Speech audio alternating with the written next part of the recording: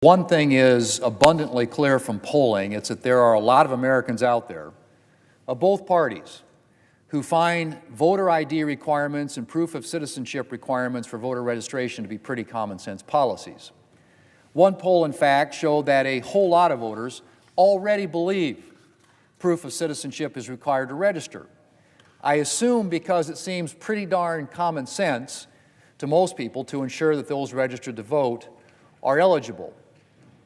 I mean, Americans are pretty used to proving eligibility, joining the military, signing up for Little League, applying for SNAP benefits, signing up for Medicare, starting a new job, all situations in which Americans have to prove that they're eligible. And you know what, Mr. President? Americans are doing a pretty good job in those situations. I haven't heard a lot of sob stories about how someone would have signed up their kids for Little League if only the paperwork wasn't so darn complicated. And yet, Mr. President, do you know what Little League requires? A birth certificate, and not one, not two, but 3 proofs of residence. And yet somehow, every year, thousands of kids sign up for these teams. Mr. President, do you know what else you need a birth certificate for?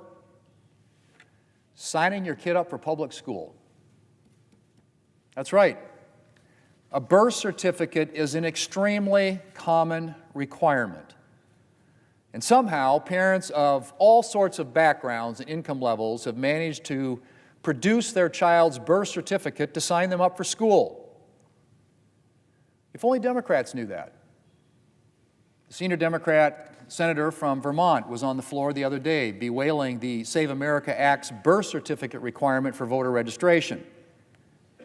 This is what he said, and I quote, "As many as 69 million married women have last names that do not match their birth certificates and would need to provide additional documentation proving their name changes in order to register to vote," he lamented.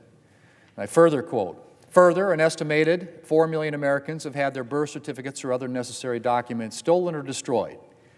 If you are watching this out there, just think, do you have a birth certificate? How are you going to get a birth certificate? You will have to go through all of the bureaucracy to get your birth certificate," end quote.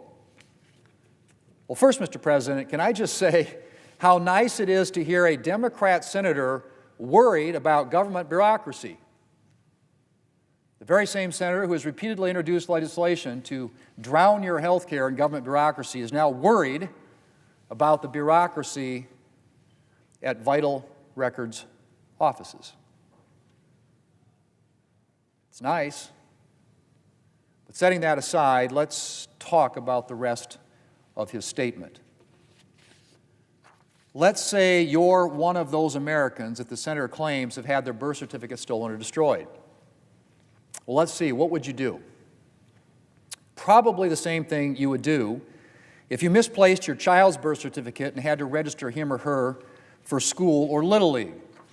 A quick Google search to find the replacement process in your state, frequently an in-person visit, an online application, or a mail-in application.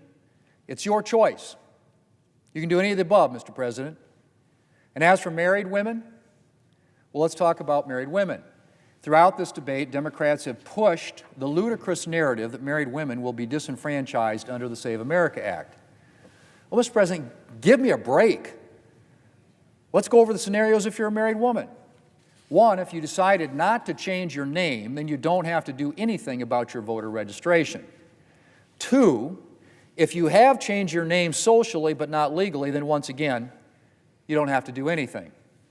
And three, if you have changed your name legally and apply for a new driver's license, you can update your voter registration at the same time, just as you can under the current motor voter law.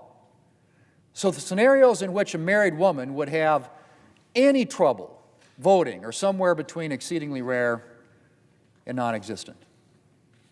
But just in case, the Save America Act adds a provision to allow women to sign an affidavit testifying to their name change. And if their state allows same-day registration, they could do that on the same day that they vote. So, Mr. President, married women will be just fine under the Save America Act. And, Mr. President, sometimes I wonder about the view my Democrat colleagues seem to have of the American people, and in this debate, of their voters in particular. The junior Democrat senator from Oregon had this to say at the beginning of the debate, and I quote, "This bill is about stopping groups from voting who tend to vote for Democrats," end quote. This bill is about stopping groups from voting who tend to vote for Democrats.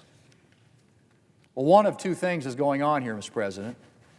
Either the senator from Oregon thinks there are a lot of non-citizens voting in our elections, and they're voting for Democrats, or else he has a pretty poor opinion of Democratic voters. Is he suggesting that Democrat voters are too dumb to be able to obtain a birth certificate or a driver's license? How does he think they are starting new jobs or signing their kids up for school or going to the doctor or doing any of one of the 100 other things that require a birth certificate or photo ID for themselves or for their child? Mr. President, I may be a Republican, but I am 100% confident the Democrat voters are capable of obtaining their birth certificate, if they don't already have it, and producing a photo ID. Is this where Democrats get their belief in big government? They think Americans are too stupid to figure out how to do anything for themselves, and so they need Democrats in Washington to do things for them. Come on. Mr. President, Americans are more than used to providing documentation, whether that's a birth certificate, Social Security card, photo ID, or a passport. And I don't think it's too burdensome to suggest that we require some of that same documentation for voting to maintain the security of our elections. The American people certainly don't seem to think it's too burdensome. Poll after poll shows that Americans support proof of citizenship to vote and a photo ID at the polls. Mr. President, perhaps Democrats should listen to them.